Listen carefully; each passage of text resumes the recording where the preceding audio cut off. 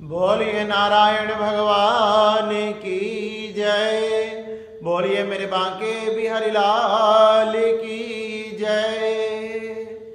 मैं विशाल शर्मा आपके सामने आज हम मोक्षदा एकादशी की कथा के बारे में कहने जा रहे हैं कि किस प्रकार से मोक्षदा एकादशी की जाती है और किस प्रकार से इसकी कथा है।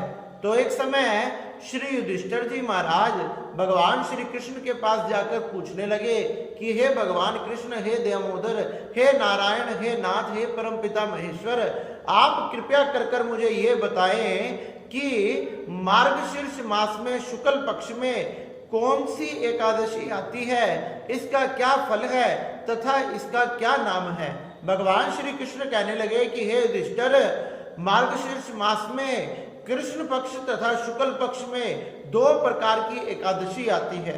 मैंने तुम्हें बताया था कि मार्गशीर्ष मास में कृष्ण पक्ष में उत्पन्ना नाम की एकादशी आती है, जिसने मेरे शरीर से प्रकट होकर मूर दैत्य को मारा था और मैंने उस एकादशी को अनेक प्रकार के वरदान दिए थे, जिससे वह सदा सदा के लिए मेरी प्रिय हो गई। इसलिए जो वैष्णव एकादशी का व्रत करते हैं उसके जन्म जन्मांतर के पाप नष्ट हो जाते हैं।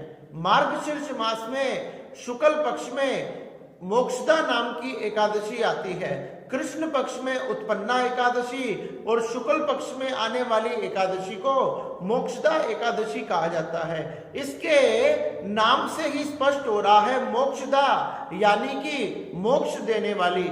ये हमें, हमारे पूर्वजों को, हमारे पितरों को, हमारे परिवार को मोक्ष प्रदान करती है।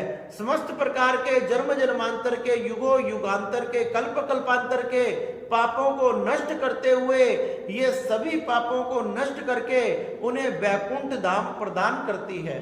तो भगवान श्री कृष्ण श्री युधिष्ठिर जी महाराज से इस प्रकार से कहने लगे। युधिष्ठिर जी महाराज कहने लगे, क्या किसी ने इस एकादशी का व्रत किया और धारण करने के बाद किस प्रकार से उसको इस फल की प्राप्ति हुई, यही मैं आपसे सुनना चाहता हूँ। भगवान श्री कृष्ण कहने लगे, एक समय की बात है, एक समय चंपक नाम की नगरी थी। उसमें बेखानस नाम का एक राजा राज किया करता था। वह पूरा धर्म पूर्वक चला करता था।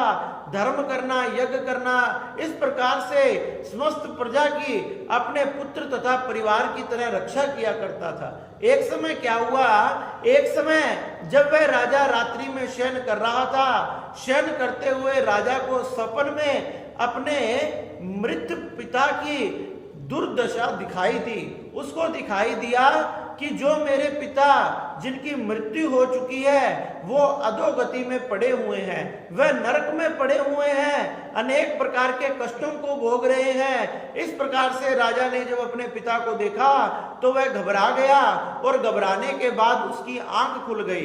जब वह सुबह उठा, सुबह उठने के बाद जब वह सभा में गया तो सभा में आज उसने सभी ब्राह्मणों को बुलाया। जब सभी ब्राह्मणों को बुलाया गया, ब्राह्मणों से पूछा गया कि रात्रि में मेरे को अपने पिता के प्रति इस प्रकार से सपन आया कि मेरे पिता की गति नहीं हुई है, वह अभी अधोगति में है, वह नरक में है, अनेक प्रकार के कष्टों को भोग रहे हैं। हे ब्राह्मण देवता, कृपया कर कर ऐसा उपाय बताएं जिससे उनका उद्धार हो जाए। जब सभी ब्राह्मण एक ही स्वर में कहने लगे कि हे राजन, यहाँ से थोड़ी ही दूरी पर पहाड़ के ऊपर एक पर्वत मुनि नाम के महात्मा रहते हैं। वह भूत भविष्य वर्तमान को देखने वाले तथा बड़े ही चमत्कारी हैं। हम सबने तथा आपने उन्हीं की शरण में चलना चाहिए, क्योंकि वही हमें इस उपाय बता सकते हैं, इसका उपाय बता सकते हैं। इसलिए कृपया कर कर आप हमारे साथ चलिए। जब ही राजा उस पर्वत पर अपने महलों से निकलकर पर्वत मुनि के आश्रम में गए। आश्रम चारों तरफ से सुसज्जित था, बड़ा सुंदर वातावरण था, शीतल मंद सुगंध, 3 प्रकार की हवाएं चल रही थी और बड़ा ही मनोहर, मन को खींचने वाला वहां वातावरण बना हुआ था। पर्वत मुनि के आश्रम में प्रवेश कर कर राजा ने मुनि के चरणों में साष्टांग प्रणाम किया। मुनि ने पूछा, हे राजन, क्या आपके राज्य में सब कुछ ठीक है? कुशल मंगल है। राजा ने कहा कि हे महात्मा, आपकी कृपा से सब कुछ कुशल मंगल है, किसी प्रकार की कोई कमी नहीं है, लेकिन हमारे जीवन में एक विघ्न आ गया है। मुनि ने पूछा कि हे राजन, आपके जीवन में कैसा विघ्न उपस्थित हो गया? तो कहने लगे, हे महात्मा, जब मैं रात्रि में शयन कर रहा था तो मेरे पिता मुझे अधोगति में, दुर्गति में, नरक में दिखाई दिए, जो अनेक प्रकार के कष्टों को भोग रहे हैं। आप कृपा कर कर ऐसा कोई उपाय बताए जिससे उनका उद्धार हो जाए। तो महात्मा कहने लगे, राजन, तुम किसी प्रकार से चिंता मत करो, मैं अभी कारण देखता हूं कि किस कारण से तुम्हारे पिता ने दुर्गति में, नरक में जाना पड़ा। जब ये महात्मा ने अपने नेत्र बंद किए, नेत्र बंद करके विचार किया और नेत्र खोलने के बाद कहने लगे, हे राजन, आपके पिता ने पूर्व जन्म में पाप किया था। आपके पिता ने किसी स्त्री के मना करने के बावजूद भी उसको रति दान दिया था, और एक स्त्री जो उनको रति दान मांग रही थी उसको दान नहीं दिया था। इसी अपराध के कारण, स्त्री के अपराध के कारण उनकी दुर्गति हुई। उन्होंने नरक की यातनाओं को भोगना पड़ रहा है, और नरक की यातना ही नहीं, यमराज के दूत उन्हें अनेक प्रकार के कष्ट दे रहे हैं। महात्मा ने जैसे ही ये कहा, राजा की आंखों में आंसू आ गए। राजा का अंग अंग कांपने लगा कि मेरे पिता की इतनी दुर्गति हो रही है। तो वह कहने लगे, हे महात्मा, कृपया कर कर आप ही उपाय बताएं, किस उपाय से मेरे जो पिता हैं उनकी मुक्ति हो पाएगी। तो पर्वत मुनि कहने लगे, हे राजन, तुम चिंता मत करो, मार्गशीर्ष मास में शुक्ल पक्ष में मोक्षदा नाम की एकादशी आती है। अगर तुम उस मोक्षदा एकादशी का व्रत करोगे, उसको धारण करोगे, और तुम ही नहीं, तुम्हारा परिवार, तुम्हारी पत्नी, तुम्हारे पुत्र, तुम्हारे सगे संबंधी सभी इस व्रत को धारण करे, संकल्प करके इस व्रत को करे, और व्रत को पारण करने के बाद उसका सारा का सारा फल अपने पिता को समर्पित कर दे, अपने पिता की जीवात्मा को समर्पित कर दे, जिससे उनका मोक्ष हो जाएगा, उद्धार हो जाएगा। राजा ने मुनि के चरणों में प्रणाम किया, और ऐसा ही किया।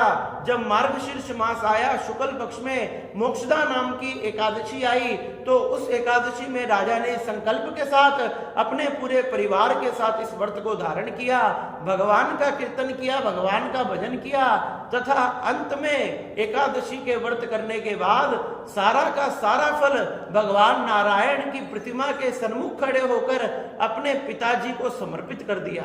जैसे ही पिताजी को समर्पित किया, कुछ पल में ही पिताजी का नरक योनि से, उस दुर्गति से, उस नाना प्रकार की यातनाओं से छुटकारा मिल गया, और दिव्य देह धारण कर कर आकाश से वैकुंठ की तरफ जाने लगे। भगवान के पार्षद उन्हें सुंदर विमान में बिठाकर अपने साथ लेकर जा रहे थे, और वहीं आकाश से वह राजा अपने पुत्र को आवाज लगाकर कह रहे थे कि हे पुत्र, तुम धन्य हो, तुमने अपने पिता का उद्धार कर दिया, तुमने अपने पिता का कल्याण कर दिया, तुम्हारे ऊपर मेरा तथा नारायण भगवान का हमेशा आशीर्वाद बना रहेगा। इसी प्रकार से सुखपूर्वक राज करना तथा भगवान की एकादशी के व्रत को करते रहना। इस प्रकार से हे युधिष्ठिर, जो व्यक्ति अपने लिए, अपने परिवार के लिए, अपने पूर्वजों के लिए इस एकादशी व्रत को धारण करता है, उसने अपने जीवन में कोई भी पाप किए हों, भगवान नारायण इतनी दयालु हैं, इतनी उस पर दया करते हैं कि उसके पापों को नष्ट कर देते हैं और उसे मोक्ष प्रदान करते हैं। इस प्रकार से युधिष्ठिर जी महाराज को भगवान श्री कृष्ण ने मार्गशीर्ष मास के शुक्ल पक्ष की ये मोक्षदा नाम की एकादशी की कथा सुनाई। इस प्रकार से युधिष्ठिर जी महाराज ने भगवान नारायण के, भगवान कृष्ण के चरणों में प्रणाम किया, और इस मोक्षदा एकादशी के आने पर नियम पूर्वक, भजन पूर्वक, कीर्तन पूर्वक, धूमधाम से इस एकादशी के व्रत को किया। इस प्रकार से ये मोक्षदा एकादशी की कथा सभी ने सुननी चाहिए। इससे हमारे तथा हमारे पूर्वजों का, हमारे पितरों का कल्याण होता है। अगर आपको हमारी वीडियो पसंद आई तो हमारी वीडियो को जरूर लाइक करें, और अभी तक अगर आपने हमारा चैनल सब्सक्राइब नहीं किया है तो कृपया कर हमारे चैनल को सब्सक्राइब करें और वीडियो को भी आगे शेयर करें। बोलिए मेरे बांके बिहारी लाल की जय। बोलिए नारायण भगवान की जय। जय जय श्री राधे श्याम।